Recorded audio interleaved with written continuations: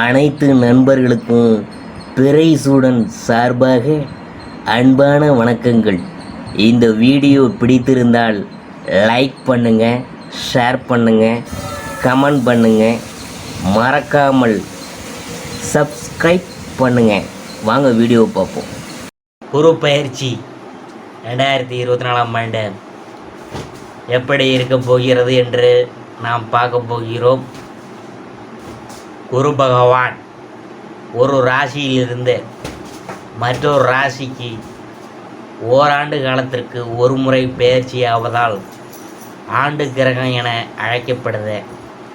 2024ஆம் ஆண்டில் மே 1ஆம் தேதி பகல் 12:59 மணிக்கு மேசராசி கிருத்திகை நட்சத்திரம் 1ஆம் பாதத்திலிருந்து ரிஷபராசி கிருத்திகை 2ஆம் பாதத்திற்கு பயிற்சியாக இருக்கிறார். அதாவது குருவின் பார்வை எப்படி இருக்குன்னு பார்க்கும் பொழுது, குரு பகவான் தான் இருக்கும் இடத்தை விட தன்னுடைய பார்வை பலனால் அற்புதங்களை நிகழ்த்தக்கூடியவர் குரு பகவான். குரு தனது 5, 7, 9 ஆகிய இடங்களுக்கு சுபபலனை தருவதோடு குருவின் 9ஆம் பார்வை மிக சிறப்பான பலன்களை அள்ளி தருவார். ரிஷபராசியில் குரு பார்வை எப்படி இருக்குன்னு பார்க்கும்பொழுது, குரு பகவான் ரிஷபத்திலிருந்து எந்தெந்த ராசிக்கு பார்வையை பதிக்கிறார் என்பது முக்கியம். 5ஆம் பார்வையால் குரு கன்னி ராசியையும், 7ஆம் பார்வையால் விருச்சிக ராசியையும், 9ஆம் பார்வையால் மகர ராசியும் பார்வை பலனை தருகிறார். குரு பாதகத்தை தருவாரா?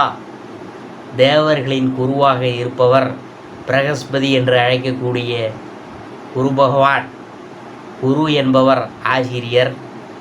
அதனால் ஒருபோதும் எந்த ராசிக்கும் கெடுதலை தரக்கூடியவர் அல்ல. அதே சமயம் ஆசிரியர் தவறான விஷயங்களை சரி செய்வதற்காகவும் தவறு செய்கிறவங்களை திருத்துவதற்காகவும் அவர் ஆசிரியர் செய்வதைப் போல சற்று கடிந்து கொள்வார், திருத்த முயல்வார். அப்படிப்பட்ட விஷயங்கள் நமக்கு அவர் கெடுதல் செய்வது போல தோன்றும்.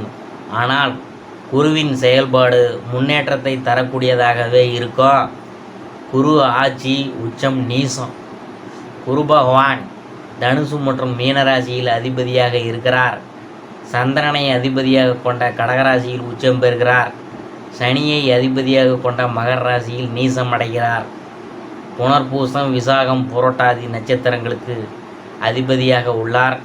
பிரகஸ்பதி எப்படி தேவர்களுக்கு குரு ஆனார் என்ற செய்தியை பார்க்கும் பொழுது, மும்மூர்த்திகளின் படைக்கும் தொழிலான செய்யக்கூடியவர் பிரம்மன் சப்த ரிஷிகளை உருவாக்கினார். அவர்களில் ஆங்கீஸ்வரர் என்பவரும் ஒருவர். இந்த ஆங்கிரீஸ் ரிஷிக்கு 3 புதல்வர்கள் தோன்றினார்கள். இவர்களில் ஒருவர் பிரகஸ்பதி. இவர் 4 வேதங்கள், 64 கலைகள் என பல விஷயங்களை கற்றுத்தேர்ந்தவர். எப்போதும் தர்மத்தை நிலைநிறுத்தக்கூடியவராக திகழ்ந்தார். பின்னாளில் இவர் தேவர்களுக்கு குரு தேவர் ஆனார்.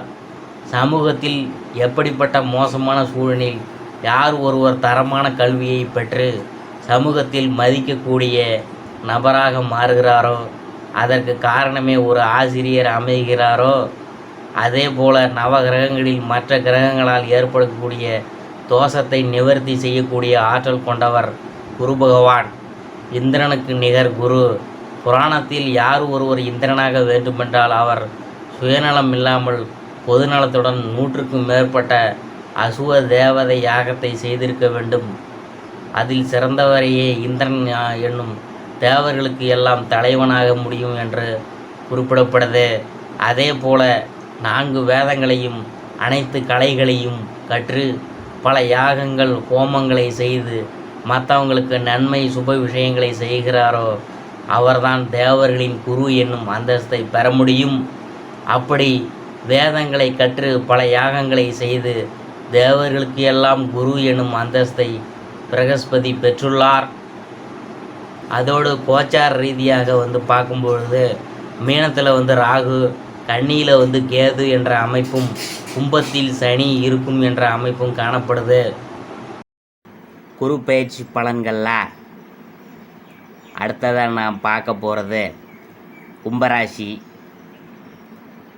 சனி பகவானை ராசிநாதனாக கொண்ட கும்பராசி அன்பர்களே, நீங்கள் உழைப்பின் மூலம் உன்னத நிலையை அடைபவர்கள்.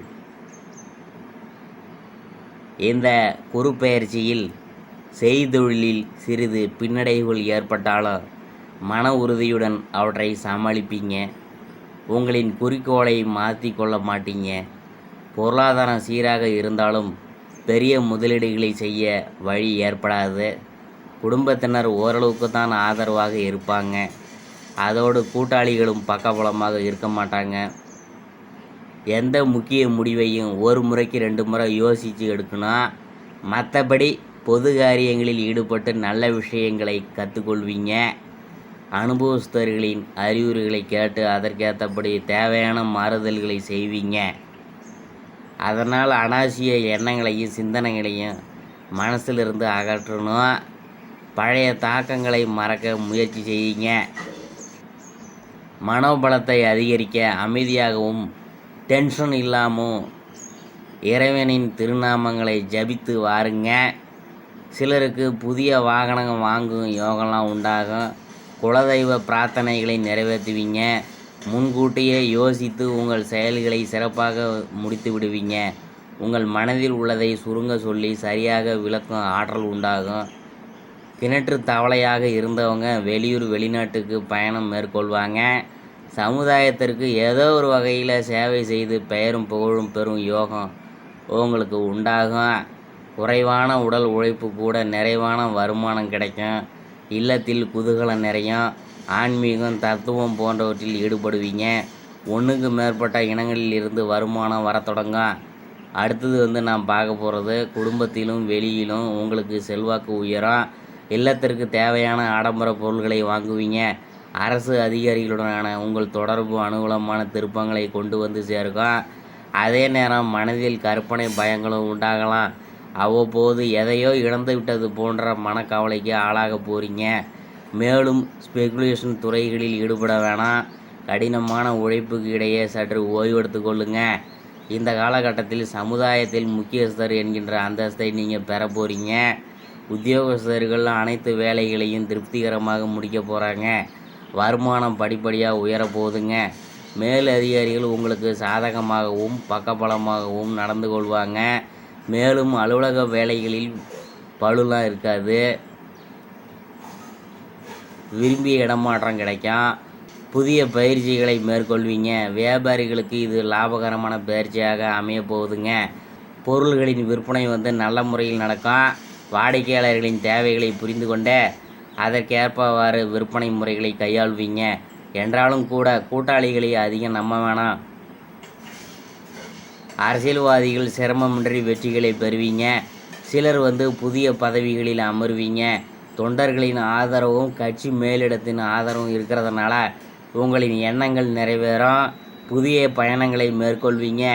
கலைத்துறையினருக்கு பண வரவு திருப்திகரமாக இருக்கும். கை நழுவி போன ஒப்பந்தங்கள் உங்களை தேடி வரும். உங்களின் முயற்சிகள் எதிர்காலத்தில் நல்ல பலனை தரும். பெண்மணிகளுக்கு கணவரின் அன்பும் பாசமும் அதிகரிக்கும். புதிய ஆடை ஆபரணங்களை வாங்கி மகிழ்வீங்க. மனசுக்கு இனிய சுற்றுலா சென்று வருவீங்க. மாணவ மணிகள் அதிகமாக உழைத்து நல்ல மதிப்பெண்கள் பெறுவீங்க. உள்ளரங்கு விளையாட்டுகளில் ஈடுபட்டு வெற்றி பெறுவீங்க. பெற்றோரின் ஆதரவுடன் உங்களின் கோரிக்கைகள் நிறைவேறும். அவிட்டம் 3-4 பாதங்கள்.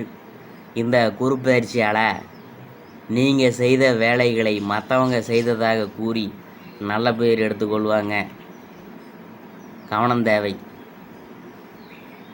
வியாபாரிகள் லாபம் ஈட்டுவதில் கவனம் செலுத்துவாங்க. உடன் இருப்பவர்களின் ஆலோசனையை கேட்டு கவனமுடன் செயல்படுவது நன்மை தரும்.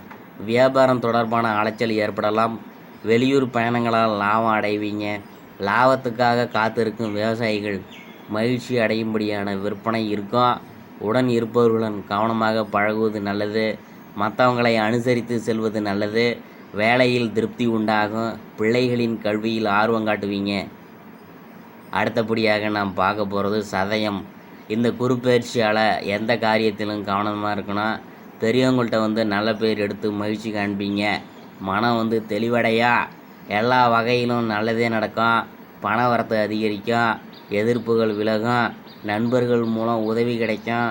விரும்பிய காரியங்களை செய்து சாதகமான பலன் கிடைக்க பெறுவீங்க. புதிய நபர்களின் அறிமுகம் கிடைக்கும். தொழில் வியாபாரம் தொடர்பான காரியங்கள் சாதகமாக நடந்து முடியும். வியாபார போட்டிகள் குறையும். பழைய பாக்கிகள் வசூலாகும். தொழில் விரிவாக்கத்திற்கு தேவையான பண உதவி கிடைக்கும். உத்தியோகத்தில் இருக்கிறவங்க மேலதிகாரிகளின் ஆதரவு கிடைக்க பெறுவாங்க. அடுத்தது நாம் பார்க்க போகிறது போராட்டாதி 1, 2, 3 பாதங்கள். இந்த குருப்பெயர்ச்சியால் குடும்பத்தில் சுபகாரியங்கள் நடக்கும். கணவன் மனைவிக்கிடையே அன்பு அதிகரிக்கும். பிள்ளைகள் உங்கள் சொல்படி நடப்பது மனசுக்கு திருப்தியை தரும். பிள்ளைகள் கேட்பதை வாங்கி கொடுத்து சந்தோஷம் காண்பீங்க. இடம் வாகனம் வாங்கும் எண்ணம் மேலோங்கும். அதற்கான காரியங்களையும் செய்ய ஆரம்பிப்பீங்க. பணவரத்து எதிர்பார்த்தபடி இருக்கும். அடுத்த காரியங்களில் சாதகமான பலன் கிடைக்கும். ஆன்மீக நாட்டம் அதிகரிக்கும். நீண்ட நாட்களாக நினைத்திருந்த ஆன்மீக தலங்களுக்கு சென்று பலனடைவீங்க. வெளியூர் பயணங்கள் மனசுக்கு மகிழ்ச்சியை தரும். அடுத்தபடியாக நாம் பார்க்க போகிறது பரிகாரம். விநாயகப் பெருமானை வணங்க எல்லா துன்பங்களும் நீங்கும். உடல் ஆரோக்கியம் உண்டாகும். சிறப்பு பரிகாரம் என்னன்னு பார்க்கும்பொழுது சனிக்கிழமை தோறும் ஸ்ரீ கணபதிக்கு தேங்காய் மாலை சாத்தி வழிபடணுங்க. சொல்ல வேண்டிய மந்திரம் ஓம் சம் சாணய சராய நம என்ற மந்திரத்தை தினமும் 11 முறை சொல்லுங்க. உங்களுக்கு நல்லது நடக்கும். அதிர்ஷ்டமான எண்கள் பார்த்திங்கன்னா 1, 4, 6, 9. அதிர்ஷ்ட கோரைகள் என்னன்னு பார்க்கும்பொழுது சூரியன், செவ்வாய், சுக்கிரன். அதிர்ஷ்டமான திசைகள் அப்படின்னா மேற்கு, வடக்கு. அதிர்ஷ்டமான கிழமைகள் ஞாயிற்றுக்கிழமை, செவ்வாய்க்கிழமை, வெள்ளிக்கிழமை. இதுவரைக்கும் நம்ம பார்த்தது குருப்பெயர்ச்சி பலன்களில் கும்பராசியை பற்றி தான் நாம் பார்த்தோம்.